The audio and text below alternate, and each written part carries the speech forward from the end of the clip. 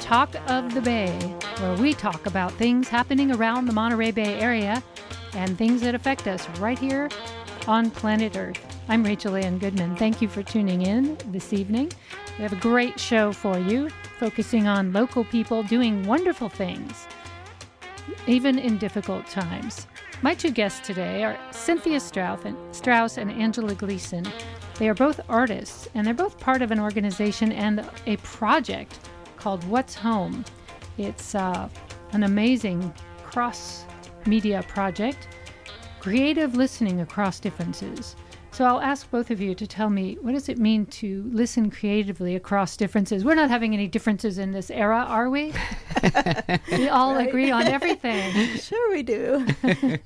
Well, it was an interesting project where Andrew Purchin came up with this idea, partly because of the way that he works in his own art practice.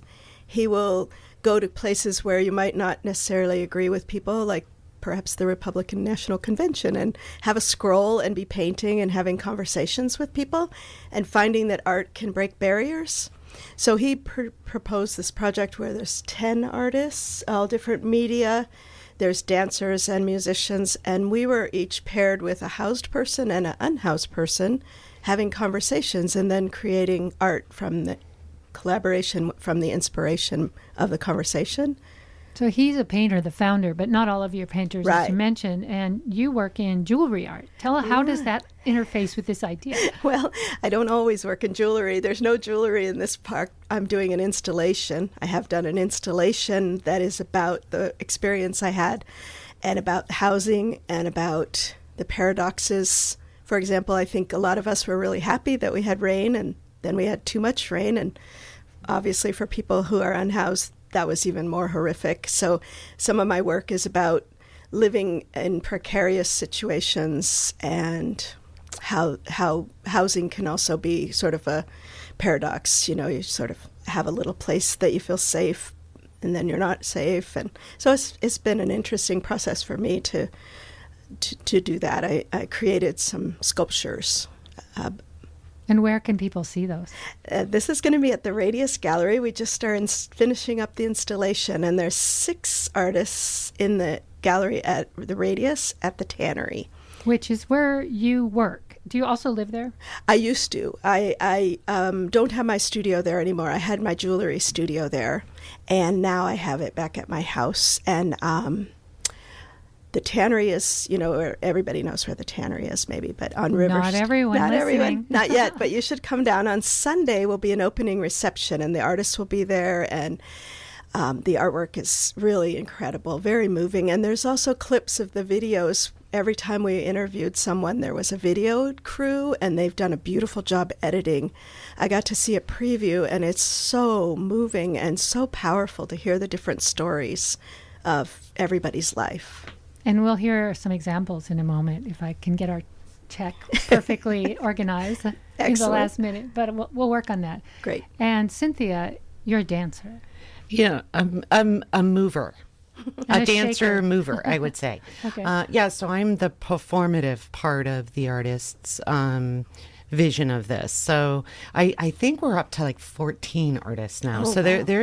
there is a big crowd of us. And I wanted to speak too about the interviews, because they were, I agree, our sound and our video crew did such an impeccable job of editing down, because if you can imagine, we were paired with a housed family that we probably spent 3 hours interviewing. And then we were paired with an unhoused family that we probably spent 3 hours interviewing. And then we put them all together, and that's another 3 hours. And that's only me and my partner, Saki, who's another dancer. So that's 9 hours of just our piece. So being able to, get the essence of that onto film, that is an art in itself. So I'm saying 14 artists, but certainly those videographers and those sound artists are artists in, their own right. So I wanted to add that piece. That's a wonderful. We do have a little bit of some sound from a dance piece you did. Do you want to talk about this? Sure. So I'm very intrigued as a mover in the idea of like a spectrum of things, where that tipping point becomes something else. So you're observing something in life, and then suddenly you're realizing it's something completely different. And I've explored that a lot in dance, like the idea that there's pedestrian movement. So I might reach and pick up a cup of tea in a very particular pedestrian way. But then if I do it in slow motion and then I do it with a tilted shoulder, when does that become dance? So I'm sort of intrigued by that area. And then I realized that's everywhere. So that's also can be applied to this project and as a whole. You know, when does someone become unhoused? When they're sleeping on their friend's couch, or are they really only unhoused when they're sleeping on the sidewalk? So that, again, there's such a spectrum of breadth of this project. So that's what I'm exploring a little bit in that. And did you cue up the soundscape? This one with Saki. This is one with you and Saki. Uh-huh. Oh, great. Do you want to say anything more about it? Before we No, go ahead and play a little bit, and then I can talk maybe a little bit about it.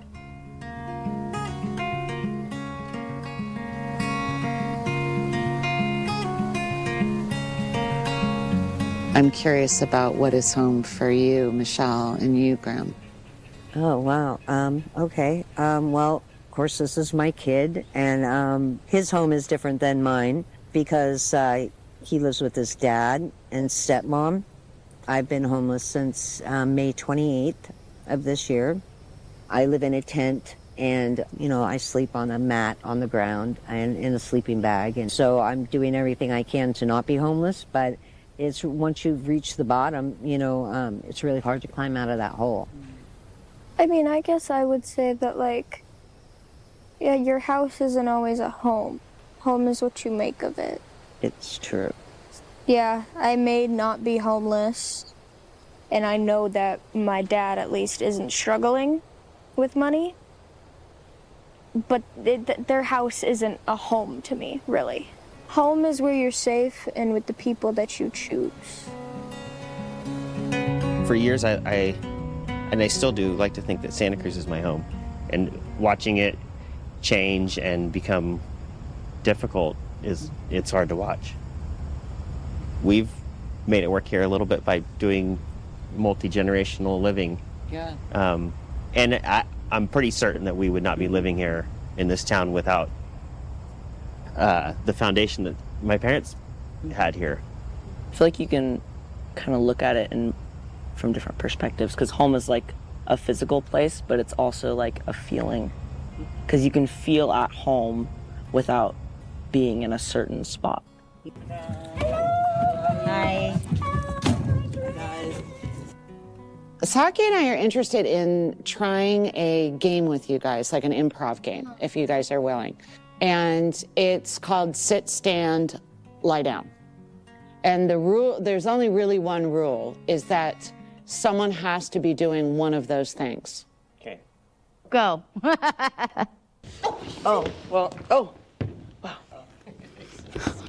No, I'm going back down.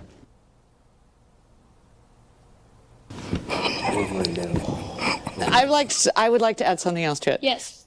I would like to add that one can exit and become the director. Normal mode. Annoyed.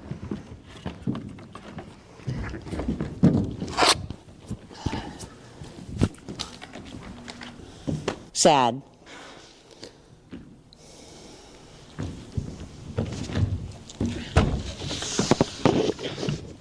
I just want to say that was so cool to see us transition from like these people who have just talked and interviewed to like suddenly playing with each other. That was really fun. Thank you. Saki and I were thinking about like what we all got to talk about with like when we were in the smaller groups about what is home. And maybe I was thinking we could just kind of summarize what we each thought of for what is home to us. So does someone want to start with like revisiting what is home to them? Yeah, because I remember that we talked about how it can be a physical place, but it can also be like a feeling. For me, what is home is the place I'm most myself. It's like where you can feel like safe in your own skin almost, where you can be you and you don't have to worry about like trying to put on like a mask. So for me, home is...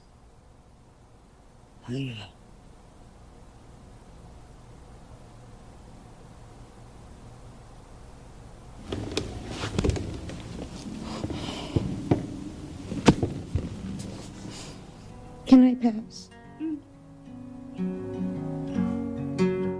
I don't know if people weren't looking. This is radio, so you're gonna have to tell us what happened there. I was brought to tears by that last scene. So maybe you could describe what. Well, when you listen deeply, when you creatively listen, you're creating a space for people to say what they may not be safe saying in other places. And sometimes that just means not with words. And I think we were in a moment in the interview where the words just weren't enough. So we allowed the person we were interviewing just to be and just to express their feelings through their tears, their physical body. So the mother in that story asks to pass because she's overwhelmed with sadness or tears, and their child comes over and gives her a hug. It's really beautiful. I hope people can watch it. Where could they see that video if they wanted? Well, they will be able to see it at the Radius, like my wonderful co-artist said. So they'll be seeing it at the Radius. Also, this Saturday is the performative piece that the artists who are participating in this are doing.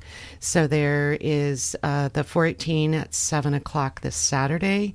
One can come actually see the videos that will be shown and the performative pieces afterwards. Right, there's dancers, but there's also new music that was written in response to these interviews, and also there's a single act play that's going to be performed. So all of that will be happening in Saturday for all the performance artists at the 418, and you can get tickets at the door, or you can go to whatishome.org. I think it is. Did I get that right? What's home? Yeah, what's home without the apostrophe. Okay, yeah, no. That can be a little confusing. No apostrophe. What'shome.org. And we're speaking with Angela Gleason and Cynthia Strauss. Both are involved with presenting and engaging with both people who are unhoused and with the audience. It's really interesting when you ask artists to talk about an issue that we often hear talked about by so-called experts or city officials. It's a very different conversation. You allow people to have emotion like you did in that video and just be themselves. And to hear from kids was very moving. You had two young people whose parents were unhoused or that were in precarious situations. Mm-hmm. That was really powerful, I thought, in that little piece you just shared with us. Yeah. The musical piece, I think I have, is that the 10-minute audio you sent me? The 10, yeah. You want to talk about that? I have a little example. Sure. So I collaborated with a sound designer, a musician named Ken Buick. I also happen to be married to him. He's a very fabulous human being. Just a little side note. But what he did is he extracted some of the audio from the video that was just played, and then created, made sort of a backbone, if you will, a violin part that our daughter, who's also a musician, recorded. And then he wove that with electric guitar, acoustic guitar, and played a lot with how the sound, how the audio, the oral narrative works with the music. So there are some words to this. There are definitely, yeah. So he extracted that audio, that oral narrative from that video we just heard. You're listening to K-Squid. This is Talk of the Bay. I'm Rachel Ann Goodman with Angela Gleason and Cynthia Strauss. And let's listen to a little bit of the music piece she's talking about.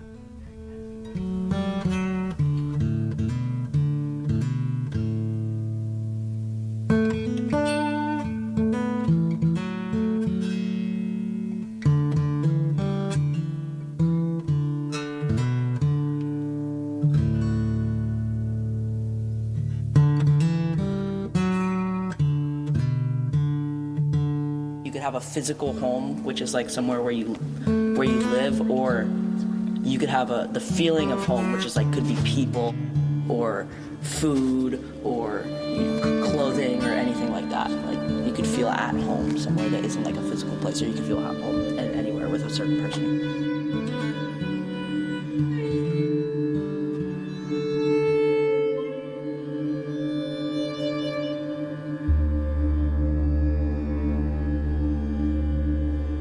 I have a lot of PTSD being homeless.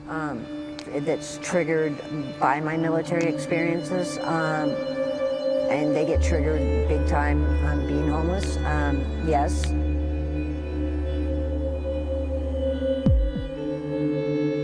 I did 6 years active duty,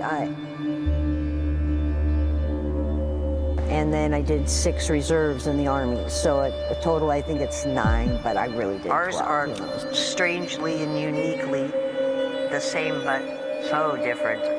It's like where you can feel like safe in your own skin almost, where you can be you, and you don't have to worry about like trying to put on like a mask and only His showing home a is different specific than side mine. of you. It's where you feel comfortable showing everything.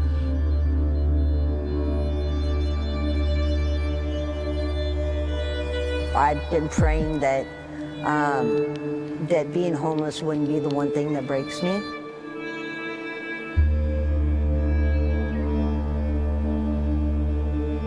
Someone or something where I feel safe and comfortable.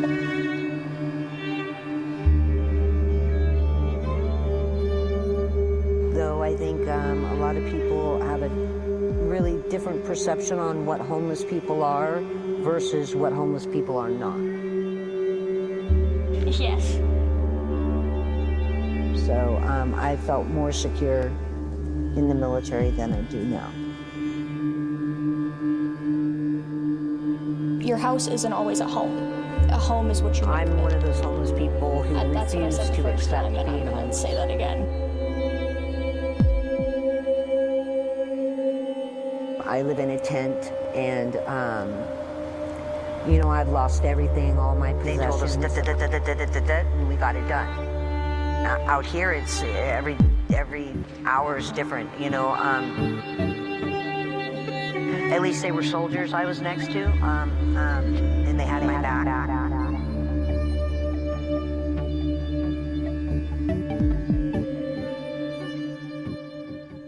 A little taste of the musical piece that was made out of this What's Home Creative Listening Across Differences project, which is going to be screened at the Radius Gallery and also the 418 project. The Radius Gallery is on River Street, right across from Encinal, where we sit right now.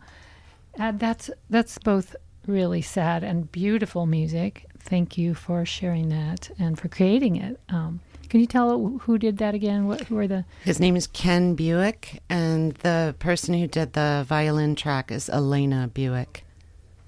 Gorgeous. Are those local people from Yes, Santa they are. Cruz?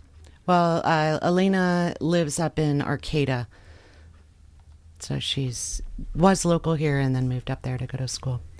Great. Angela, we have some audio from you. Do you want to talk about this before we play it? Sure. My experience was I interviewed a unhoused person who lives in a RV, and it was a really amazing conversation. He's young, he had a full-time job at the time, and struggles of where do you park and what happens while you're gone to work, when you're home, and even it was very interesting. One day he was watching the police were going to tow someone else's RV, and he was feeling very concerned for the person, and they saw him staring or watching and kind of cussing at him, like assuming that he was, seeing it as a spectacle and not realizing that he was in the same shoes. So it was a lot about just people's experiences and what you don't know about people, and you don't know what's going on with someone. It was very, my understanding from, I was reading a book recently about it's called The War for Kindness, and that they said the unhoused population has the least empathy from the community. And you think, I think sometimes it's about being overwhelmed by the numbers. And this was so personal. It brought it down to a human scale that you could really relate to. So I had a really good experience talking with this person. And I'm not sure if the clip might also have then the house person. Ironically, I only live in 500 square feet, and I live in the most space of all three of us. The other person, his apartment is smaller than mine, so it was kind of an interesting reflection of Santa Cruz overall. I remember coming home from the 4th of July march, and there was a woman just walking behind me talking to her husband, and she just said, "I'm so sick of the homeless." And, this is a very well-dressed, person. Yeah. And this was another similar statement I heard from a very wealthy friend who moved away because of those RV people on her block. She had just bought a house and was complaining that she needed to move now. And they've moved 5 times into bigger and bigger homes. But around the country, they can't seem to find home. But for them, having someone trying to find home near them was the last straw for them. Wow. And they moved out of Santa Cruz. So this is what you talk about, creative listening across differences. Yeah. Maybe if she had talked to the person, I don't know how any of that works. You're listening to K-Squid, and we're going to listen to a little bit of that interview with Angela's people. Do you want to name them, or were they anonymous? Kian and Walt were the two that I was talking with. Okay, let's give it a listen. Thank you. One of the big things that I would want for everybody is to just have their own space. And in my current situation, I would say it'd be nice if they deregulated vehicle dwelling code here in this county. It would be a good start to alleviating the housing burden, because I have like a whole map, and it took me like a month or more to build this up, of places where I could park, and I never park longer than 24 hours, even though 48's the rule, because you can get tickets from people lying and saying you've been there for 48 hours. And then they put these like permanent stickers on your windshield that just are so embarrassing, and they make it just really undignified situation worse, by making you look like you're some kind of criminal in somebody's neighborhood for parking your RV. Right. You know what I mean? The situation's better for me than it is for a lot of other people that are out here experiencing those things. Yeah. Safe Spaces has been good for that. Resurrection Church provides a sanctuary for folks like that. I brought these that we could doodle with. I don't know. You seem like a 3-dimensional. Okay. We could play around with wire if you want. Here's my bad version of your outline Oh, so there you far. go. Yeah, that looks more like a bounder than a holiday rambler. Help me with my shape. What do I need? Well, you got to start with a Chevy chassis, not a Ford. No. He was I very live in an fun. apartment by myself. You had to get it right. Yeah, he was really funny. He and part of my installation at the Radius includes a scale model that I created. I have a series of lights and lamps and tents, and one is the RV, which I struggled to make sure it was really true to the shape, because he's very proud of it, and it's a beautiful vehicle, and it's his home.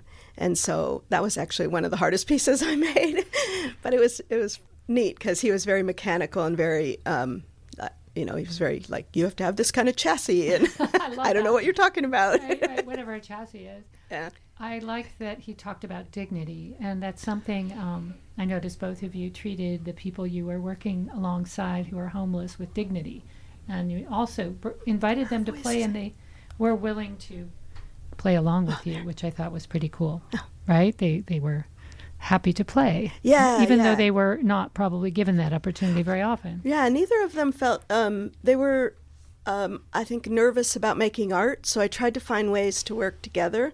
I ended up working with a process called cyanotype, which is like sun prints, and that was something that we could do together when the three of us got together, and that's what I incorporated mostly in the project. It's a really beautiful color blue, and it sort of represents that ubiquitous blue that you see of the tarps and the coverings, and so I made a big tent that you can actually go inside of, and it's covered with clouds and water, and sort of that paradox of the beauty and the struggle of weather and life out in the streets. And in closing, if anybody would walk away from this installation with one idea, what would you like it to be? And each of you have a moment to think about that.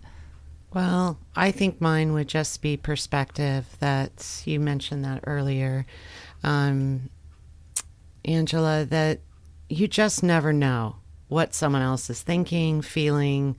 I had lots of hesitations about entering into this project for a number of reasons. That would be a whole nother interview. But I think just to remember that there are just multiple perspectives out there. Yeah, I think that's part of what's really great about this. They really captured a lot of different stories, and you really can, I think it taps a lot more of our compassion and our empathy for people when we get to hear them tell their story and the human part of it. So I think that's my hope, is that you would enjoy coming to see it, because the art is beautiful, and there's I feel like it's a hopeful project. It doesn't feel like it's just in your face, things are hard. It feels like, bringing people together, which I think was the goal. It's beautiful. Thank you for sharing it here on Talk of the Bay on K-Squid. This is what we're about too, is listening across differences and creating opportunities for people to tell their own stories.